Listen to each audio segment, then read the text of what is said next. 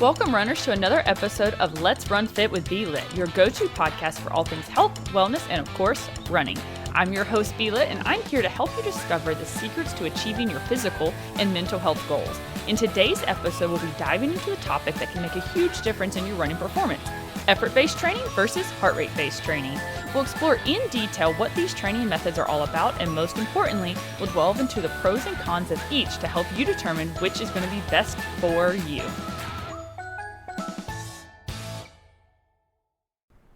Hey runners, before we lace up our shoes and hit the pavement, I want us to all take a moment to appreciate how far we have come on our fitness journey. We are 4 months into this podcast, and whether you are just starting out or you've been running for a while, I want you to know that every step you take is a step towards a healthier and happier you, and I am so incredibly proud of every single one that you have made so far. Okay, so let's get into it. Effort-based training and heart rate-based training. They are the two most popular methods used by runners to guide their workouts and measure their intensity. So we can really need to start by understanding what each approach actually entails and the benefits that they offer in and of themselves. So effort-based training is all about gauging your exertion level during a run based on how your body feels. It's going to involve tuning into your breathing rate, your muscle fatigue, perceived effort to determine all of those different factors of how your intensity is affecting your body during your workout. This approach allows you to listen to your body's signals and adjust your pace accordingly to that. The key here is you have to be able to actually listen to your body's signals and act accordingly. One of the major benefits of this training is just it's simple. You don't need any fancy gadgets. You don't need any devices. It's just you, your body, you're working out together, just, finding your flow, getting the right intensity. And this is very, very useful for beginners who are getting to know their bodies and learning the ropes of running, because as you're going through this, you're going to start to learn, oh, this is what this effort feels like. Oh, this is what a really hard effort feels like, a really easy effort. And you're going to be able to notice the differences in your body as you are going forwards. But that isn't saying that this is without any challenges. So one potential challenge of effort-based training is that it is subjective. And because it relies on your personal perception of the exertion, it can be challenging to accurately measure and track your progress over time. And without a clear framework like a heart rate zone or something of the similar, it can be very difficult to ensure that you are training at the desired intensity consistently. So that's going to be one of those really hard things, is if you are someone who wants numbers on paper, you're not going to get that with effort-based training, because you have nothing to prove, like this was my intensity zone today, because it was based off your feeling and not off an actual number. So if we shift our focus to heart rate-based training, that's going to give you those numbers. It's going to give you an extra layer of data that you can use in your workout. And this method involves using a heart rate monitor, a smartwatch, a chest strap, whatever you use. There's some armbands that you can use as well. And that is going to track your heart rate during your run. By staying within a specific heart rate zone, you ensure that you're training at the appropriate intensity level for your goals and your workout. These heart rate-based trainings really provide you a lot of valuable insights into your cardiovascular fitness, and it really helps you avoid going too hard or too easy. It's like having a personal coach constantly monitoring your heart rate and guiding you to optimize your performance. And by training with different heart rate zones, you can target specific physiological adaptations and improve your overall endurance and speed, and having that number there to make sure that you are on track. One of the big advantages of heart rate-based training is that it isn't going to have that objectivity that you're going to have with effort-based. With heart rate-based training, you can accurately measure that exertion level and track your progress over time. This also allows for that precise intensity control and ensures that you're in the correct zone and achieving your specific goals, even if you feel stronger than your heart and your body actually feels, because that does happen. But this method, just like any other, is going to have limitations. It does require the use of a heart rate monitor or a smartwatch, and that can be an additional expense for some individuals that they don't already have. Furthermore, external factors such as temperature, hydration, and stress all affect your heart rate, potentially leading to variations in training intensities, and can also kind of vary your data. So for example, what you're going to feel in zone 2 during the heat of the summer is going to be very different to your paces and how you feel in zone 2 in the dead of winter, or in those beautiful, wonderful, 5 times a year spring and fall days that we all pray for every single day. You're going to have different paces, and you're going to look at your effort and your heart rates and your paces, and you're going to feel a little confused if you don't go into it with that knowledge and paying attention. So now that you know about the 2, the burning question remains: which approach is a right for me? Well, my friends, that answer lies within you and you alone, because it depends. Both effort-based training and heart rate-based training have their merits, and it's crucial to find which one resonates with your unique self. If you're someone who enjoys going by feel and you want the freedom to adjust your pace based on how your body's responding, effort-based training is for you, and that's going to be your jam. It's going to allow you to listen to your body and make real-time adjustments and just promote a more intuitive approach to your running. On the other hand, if you are a data-driven individual who thrives on numbers, hand raised over here, that's me, then you're going to want to have that more objective measure of your exertion that the heart-based training is going to give you, and that's going to be your cup of tea. It's going to give you those concrete metrics that are going to work with you and for you to track your progress over time. But again, this is not one size fits all. You might find a combination of both methods work best for you. Effort-based training can serve as a foundational approach, while heart rate-based training can provide those additional insights and structure to your workout. You could also just be like me, myself. I use heart rate-based training on easy workout days. I am the absolute worst for lying to myself about how I feel. I will go out and I'll be like, I feel great, I'm running great, I'm doing awesome, and I look down at my heart, and my heart rate over here is hanging out in the 170s. That is not an easy-based heart rate in any temperature. So, you just have to be able to actually do it and not lie to yourself like I do. So I very much like heart rate training for myself on those easy workout days, because it holds me accountable. My watch is going to buzz when it's like, yup, calm down. Chill, slow down. You've still got time. You've still got this workout going. Why are you trying to go so fast? But then on speed work days, I go a lot more based off effort, because as the effort changes throughout the workout, depending on what rep I'm on, the distance, all of those things. So effort based can be a much better foundation for me when it comes to speed work training. I've done kind of a mixture. I've done an interval-based workout where it is all about I work out at this constant pace until I hit this heart rate, and then I slow down. I've done, things like that where you stay at a slower one until your heart rate's recovered to this number. I've done a bunch of different variations, and it's all what works best for you. It's what's going to make you happiest, because you have to remember that there is going to be subjection on both sides. So a big subjective thing, like I've mentioned before, is effort is based off your feelings, and everyone's going to feel different. I have an athlete, and he is absolutely fantastic, and he actually just graduated. He's moving on to college running, and my heart breaks that he is gone. What he feels like is an easy effort for him is having his heart rate hanging around about 180 to 185. That's what he feels is an easy effort run. Now, obviously, him and I had lots of arguments, going back and forth. I was like, your heart rate does not need to be that high. And he's like, well, my heart's just built different. There's all of these different things. So there are going to be differences. And eventually, him and I came to an agreement that we would do a field-based lactic threshold test. If you've never done one of those, they're pretty brutal. I'm not going to lie to you. You have to go a steady pace, the fastest pace that you think that you can hold for 30 minutes, and hold it for 30 minutes straight. And if you vary more than 5 seconds either way, it's null and void. And every lap, he would have to tell me what his heart rate was.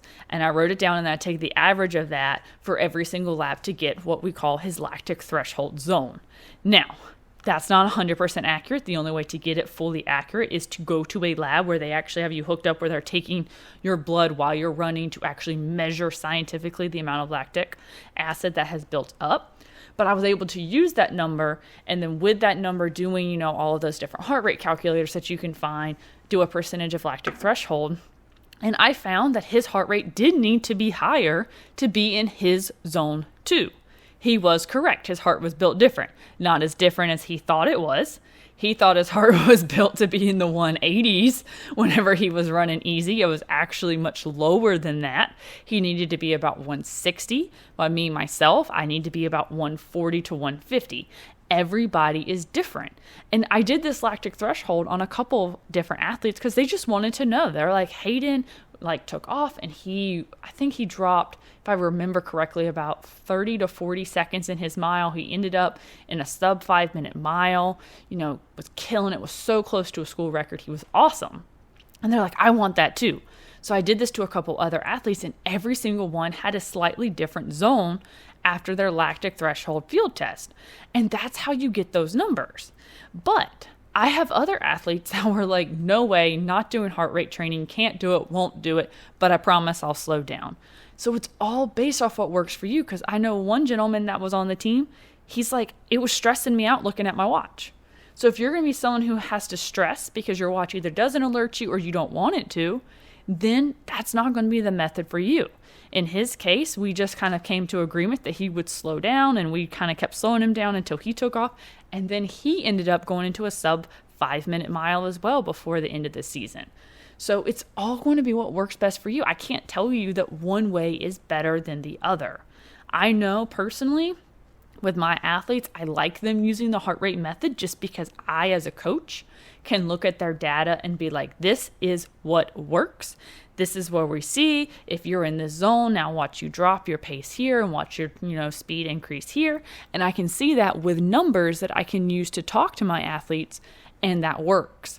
However, that doesn't work for everyone. Like the one athlete who did not want to do heart rate. Him and I had to work a different way, and we were still able to get him to his goals, to get him where he wanted to be. But like was mentioned before, you do have to take so much more than just effort versus heart rate into account when you're making this decision. One thing you have to think about is where you live. If you are going to be someone who lives in a very hilly, mountainous area, heart rate training is going to be a little bit harder for you, because as you're going up a hill, your effort is going to be higher because you're climbing a hill.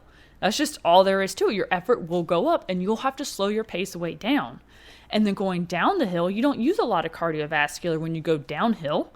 So you're going to speed up there. And you have to be able to find those limitations of how much slower do you need to go up the hill versus how much faster can you go going down the hill. You have to take that into account as you're doing this. If you are training on trails is going to be a lot different than training on a road, because you're having to look down. You're going to have to make sure you're not tripping over rocks or logs, wet surfaces, slip and slide, and whatever it is. That, again, it's going to make it harder for you making this decision, because now you're not just having to think about how it feels as you're running or what your heart rate is. You also have to think about the safety of your run as well. So that needs to be taken into account when you're making this decision of what kind of plan you want. If you want an effort-based plan, but you're going to be running through the woods, you have to keep in mind that just because it feels too easy because you're having to slow down to, kind of maneuver the ground and the landscape, that's fine. If you decided heart rate training and your heart rate goes below zone 2 because you're trying to stay safe, you have to remember that it's okay, and that's also going to be fine. Another example of something that you really need to take into account before you make your official effort versus heart rate decision is the weather where you live. Now, that doesn't seem like it would be a huge thing, but I already mentioned about how temperature can affect your effort-based training and your heart rate. Things are going to be harder in hot temperatures. There's no ifs, ands, or buts about it. It doesn't matter. You can't be built different. You're not just going to be like, yes, I can run in 90-degree weather and be just fine. You have to remember to take those into account, because if you are someone who looks at your pace at the end, then you're going to have to pay attention. That's why I don't like giving pace-based workouts very often to my athletes, because pace is a flat number and it doesn't change. It doesn't account for, are you running through the woods? It doesn't account for, is it snowy and slippery? It doesn't account for it being 90,000 degrees outside with 100% humidity. This is Myrtle Beach. We have that. It doesn't account for all those things. And then you end up trying to run your pace and not hitting it because of outside factors. And now all of a sudden you feel down on yourself. That's why I really prefer heart rate or effort based, because those are going to be taking into account all of this extra stuff. It's going to take into account if you are going to have a temperature and that's going to slow you down. It's going to take into account stress. Your workouts are not in a vacuum. And that is another very common conversation I have to have with my athletes when we're talking about what type of training, whether pace, effort, or heart rate. I give them these numbers and they're like, oh, I didn't hit my paces. I'm just terrible. And I'm like, no, you're not. You had 5 tests today, or you had a stressful day at work, or like your child was sick for the last week. All of those things take into account on your body and they will affect your effort, heart rate, and pace. If you're extremely stressed out, no matter what the cause of the stress was, it's going to elevate your heart rate. It just is. If you are someone who drinks a lot of caffeine that day because you didn't get any sleep because your baby was screaming all night, well, guess what? Your heart rate's going to be elevated. So no matter which method you choose or what you think is right for you, you have to make sure that you take in those outside factors. Again, not one size fits all. Not one size is going to work for everyone. And it's not even going to work for you every single day. Some days you might have to change it, just like I change it based off the type of workout versus if I use heart rate or effort. Very rarely do I do paces unless it's those beautiful, wonderful, perfect spring and fall days that we get 5 times a year. Because I can't guarantee I'll hit that pace because it doesn't take into account life. It doesn't take into account weather. Why effort and heart rate do take those outside stressors into account. It's going to change things, but it does take it into account. All of those things are going to add together to help you decide what the best workout plan for you is going to be. So my biggest suggestion is find a coach who's willing to work with you. Find a coach who's willing to write you a plan that can go either way. If you know you're stressed out and you need it based off, effort, tell your coach that and they can do that. Or be able to figure out kind of if it says you need to be in zone 2, figure out what your effort scale would be so you can kind of modify within of itself. So to wrap it up, summarize all of our key takeaways. Effort-based training focuses on gauging your exertion level based on how your body feels during the run, offering simplicity and adaptability. On the other hand, heart rate-based training involves using heart rate data to guide your workouts and ensure you're training within your specific intensity zone, gives you that objectivity, precise intensity control, and makes sure that you are held accountable for what you are doing. So like I keep saying, the choice is yours between these 2 methods. It comes down to personal preference, what resonates with you, and the most important thing of all of this, no matter what you choose, is that you choose to lace up those shoes, hit the road, and enjoy the journey towards your healthier, fitter you. Thank you so much for tuning in today. I know this was a shorter episode, but I don't feel the need to ramble on about something if I can get the point across sooner. So I hope that you have a deeper understanding of effort-based training and heart rate-based training for running. Remember, the path to physical and mental health, it's a marathon, not a sprint. So keep running, keep striving, keep shining. And until next time, stay fit, stay motivated, and keep running towards your health and wellness goals. You've got this. Happy running. Thanks so much, runners, for spending time with me and listening to this episode. If you liked what you heard, please hit that subscribe button and leave me a review. I always love to hear from my listeners. And if you want more Let's Run Fit in your life, find me on Instagram at Let's Run Fit with BLit. Until next time, runners! The information in this podcast is not intended to be a substitute for medical or professional advice. Please always consult a medical professional if you're seeking medical advice, diagnosis, or treatment. The Let's Run Fit podcast is not liable for risk or issues associated with using or acting upon the information in this podcast.